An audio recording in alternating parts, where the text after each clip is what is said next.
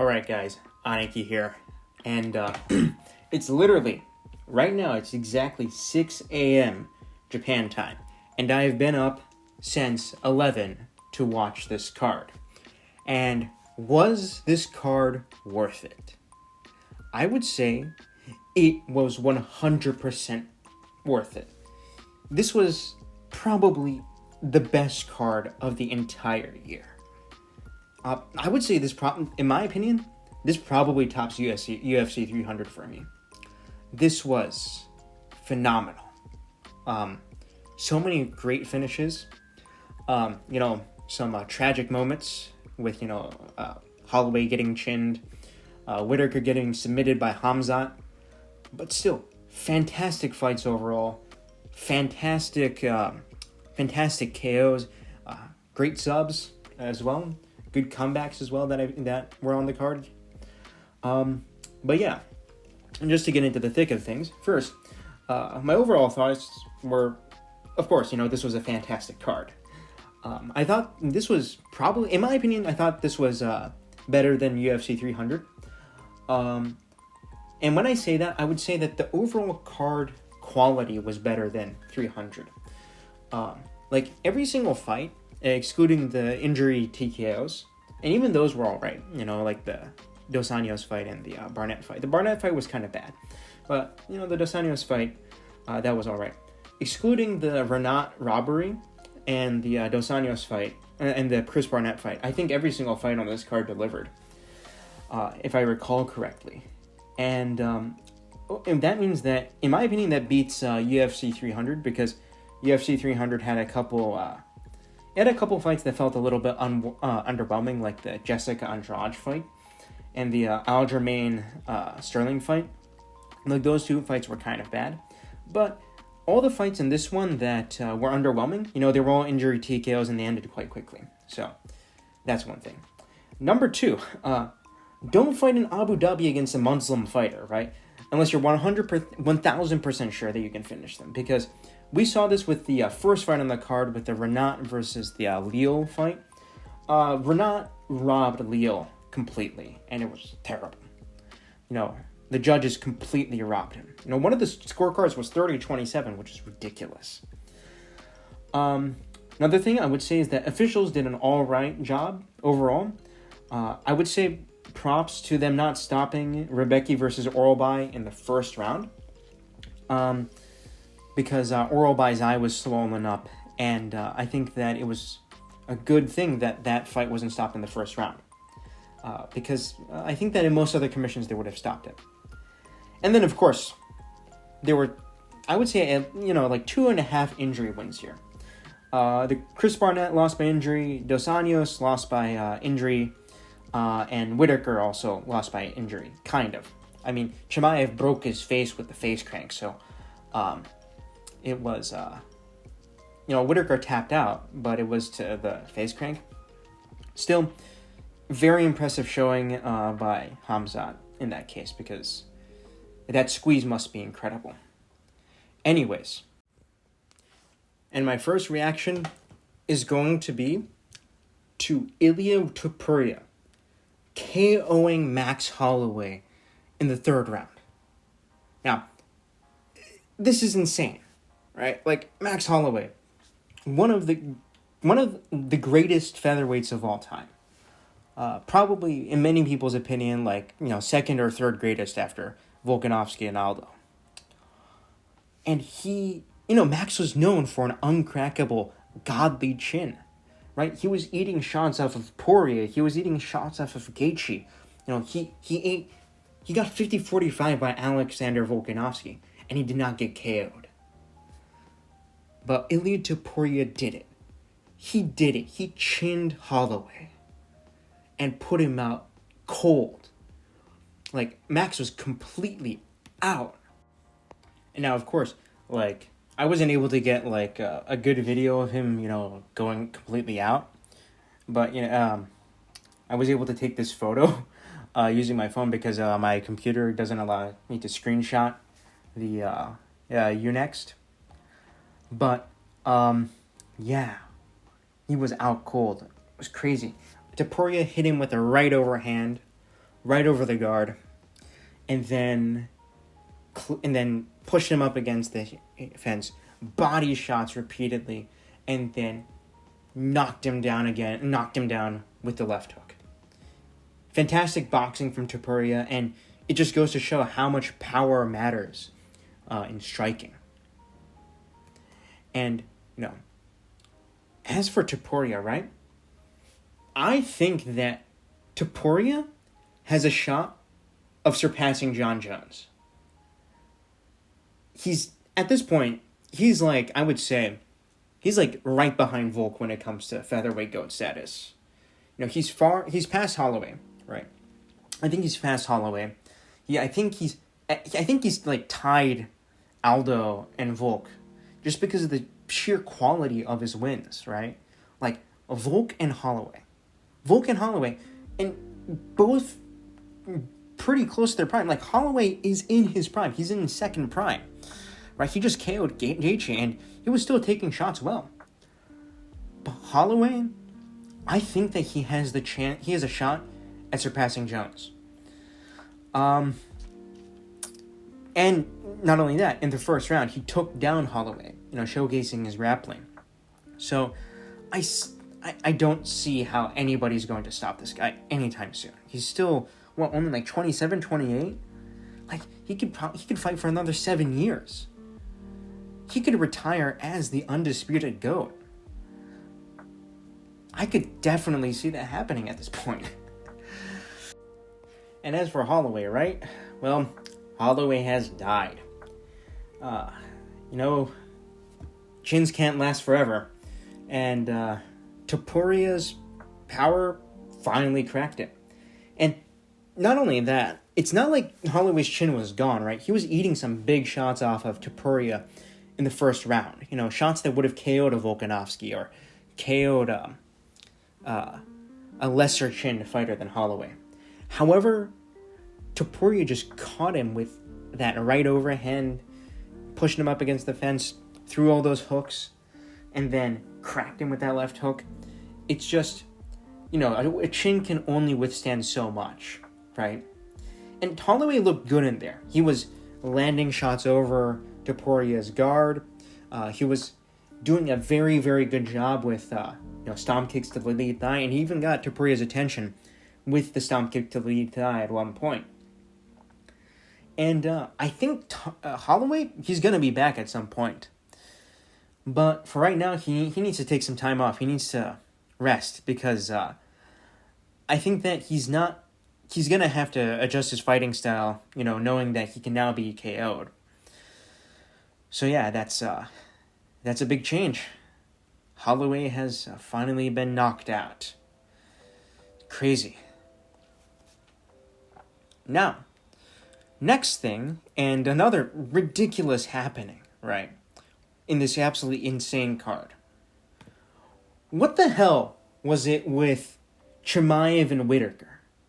What the hell was going on here? Like, seriously, this was completely unreal. When I saw this happen, I had no idea that Whittaker had tapped, right? Like, what the heck was going on here? I thought this was scripted when I first saw it. Because Chimaev's squeeze was so strong that he apparently broke Whittaker's jaw. And it made me think that the fight was rigged, but apparently no, this was serious. And, Chimaev has just proven that he probably has the strongest crank in probably UFC history. However, I'm still not completely sold on his cardio because he finished Whittaker in the first round, right? And in my opinion, I think he still loses to Duplessis because I think Duplessis is more durable. And, when it comes to Chimaev fighting for the belt, he definitely deserves a title shot. I just think that Chimaev needs to... he probably needs to wait for UFC at the next Abu Dhabi card or maybe for UFC Africa because, the whole Chechen dictator thing and war crimes, all of that, and not being allowed to enter into the U.S. He probably can't enter into Europe or Oceania either. Maybe he can go to Australia. Who knows? But, I'm definitely looking forward to him versus Duplessis. Now, that's a massive fight because Chimaev finished Whittaker faster than Duplessis did. So, that's the fight to make. I wouldn't mind him skipping Sean.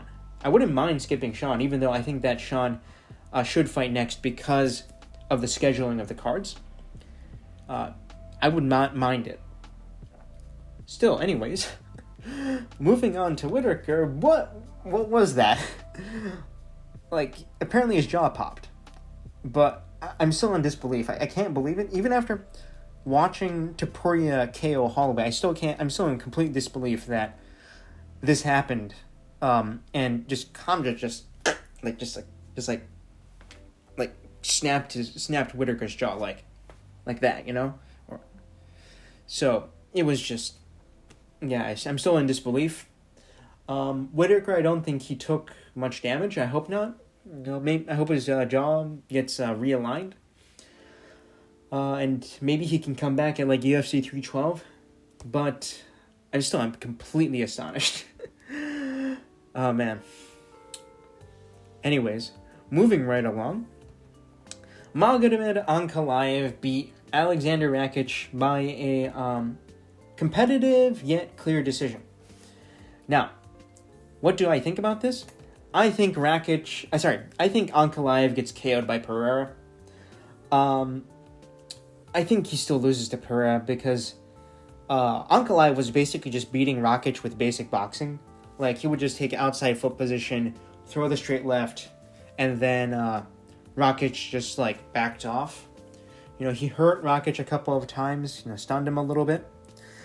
But the thing that makes me think Ankalaev is going to lose to Pereira is that he did nothing to improve his leg kick defense. Rakic was tagging up Ankalaev's leg. And with both outside calf kicks and with inside low kicks. And this just showed me that I think that Ankalaev would get KO'd by Pereira because Ankalaev was doing nothing to deal with this. And Pereira would chew his leg up before Ankalaev could probably get off his wrestling. Although I will say, for Ankalaev, his post-fight interview, where he speaks English, where he's fed the words by his translator, that was pretty funny. I think he finally smiled in that one. So, Ankalaev might finally have some personality to him. Also, he had very, very good body shots, straight left to the body. He hurt Rakic very badly in the second round with that. And as for you, Rakic, where's your power, bro? Seriously, do Rakic's strikes do damage? Rakic was landing multiple high kicks and leg kicks, but never stumbled or wobbled Magomed a single time. Maybe he bruised up Magomed's arm a little bit. Who knows? But I swear to God, does anything that this guy throws do any damage? There was this one point when I think Paul Felder said, "Oh, he's doing visual damage to Ankalaev's back or his arms or something like that, or his shoulders." And yeah, this guy only does visual damage. And furthermore, right? Where's Rakic's jab? Where's your jab? Throughout the entire fight, Rakic was just throwing kicks that, of course, they did no damage.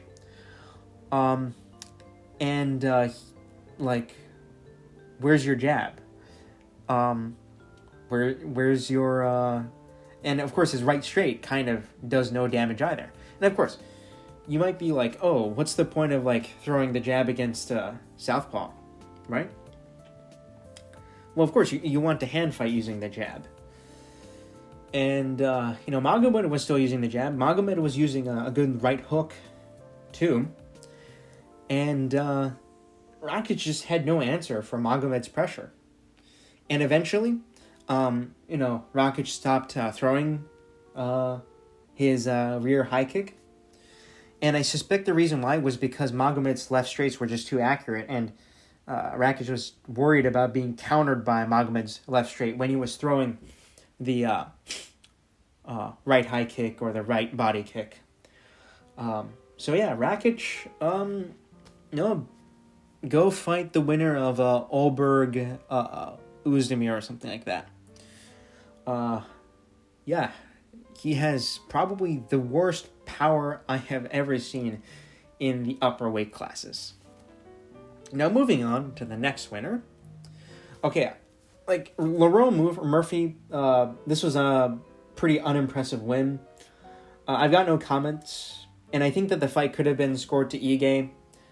And I think that the thing that he showed the best in this fight was that he responded pretty well to getting knocked down.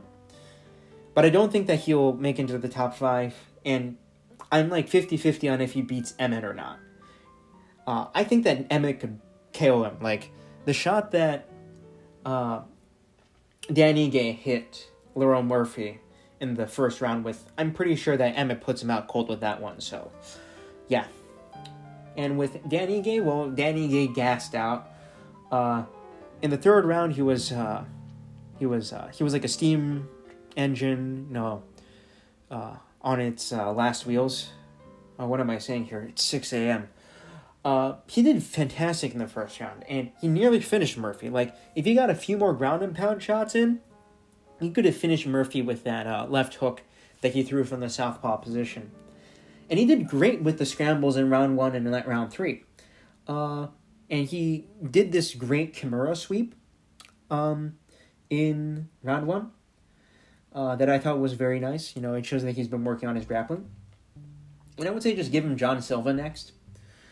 Because I feel like Dan Ige and John Silva, they have like a similar style. It's just that John Silva is like Dan Ige 2.0. So yeah, I'd like to see that fight. And moving on to another fight. Oh damn. Double spinning back fist KO from Shara Magomedov. Insane. That was insane. This was no fluke, right? This was no fluke. Shara spun around, then spun around again. Double back fist, right? So I think he spun with the right, then spun with the left. It was kind of like Yuri Prochaska's KO over Dominic Reyes with how he threw these back fists. And he put Petrosyan out cold. Fantastic KO. However, I still have to say, Shara, he's still... I think that his boxing was a little bit sus. And the reason why I say this is because every time that Petrosyan was lunging in, he would always just like wing the left hook. Shara would always wing the left hook, and he would have his hands low. And I feel like Shara's punches just don't do much damage. Of course, his back fist just finished Petrosyan. But I feel like there's still a lack of power in Shara's punches. Because he is catching Petrosyan multiple times with his boxing. But still, it just lacked the sting, the pop, right? So yeah.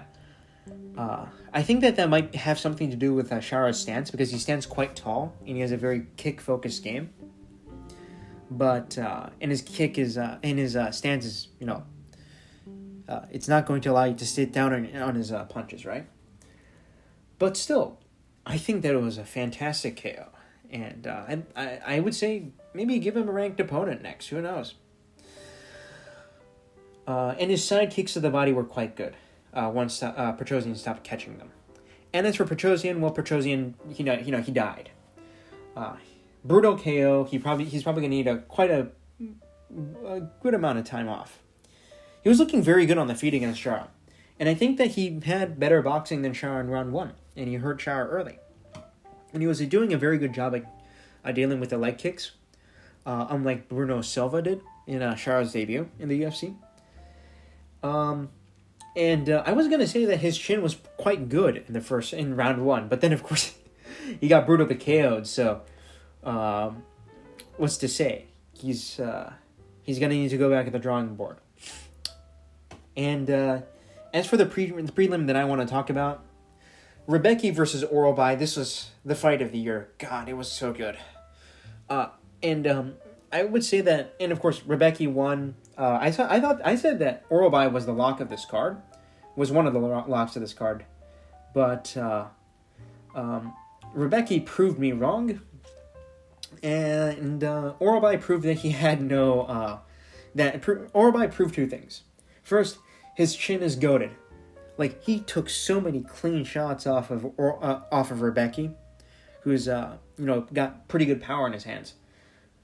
But he also proved that he has no boxing defense, so he's going to need some work there.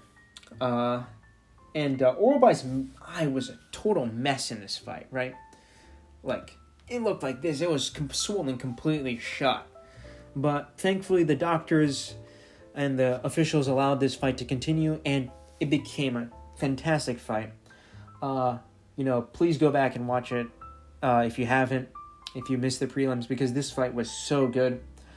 Rebecki and Orolbai were just standing and trading on the first round. In the first round, Rebecki swelled up Orolbai's eye, but then Orolbai kind of like knocked him down or made Rebecki slip. So, maybe you could give that round to Orolbai. Then round 2, I would say that I gave it to Orolbai. And round 3, I would say that round was crazy. I don't have the words to properly describe that round because that round was insane. And as for how I did on picks, right? The picks that I got wrong were Whittaker versus Chimaev. I thought that Whittaker was going to do better, but Chimaev just has insane cranking strength. I got Murphy versus Ige wrong. So, I was close to getting that one right, though, because I knew that Ige was a live dog. And Ige could have finished Murphy in the first round. And, Nurmagomedov versus Santos got canceled. And, what was the other fight that I got wrong here? Yes, Rebecki versus Orolbai. I just spoke about that. Yeah, I thought that Orolbai was the lock of the card. But, turns out, Rebecki is a complete dog. And just tough through it. So, props to him. And as for Furkatinov versus Leal, I also said that Furkatinov versus Leal was a lock of the card. And I guess it was, because the judges, they weren't going to let me miss more than 3 of my picks tonight. But that fight should have gone to Leal. So overall, although I went 10 out of 13 on my picks, it should have been more like 9 out of 13 because Furkatinov versus Leal was a robbery. A total robbery. One of the worst robberies of all time. But yeah, this was just my reaction to UFC 308. Probably one of the greatest cards of the year, if not of the past few years. And I just have to say, it was worth every second of staying up from 11 until 6:30 now. So yeah, like the video, share, subscribe, whatnot. And yeah, follow for more MMA content.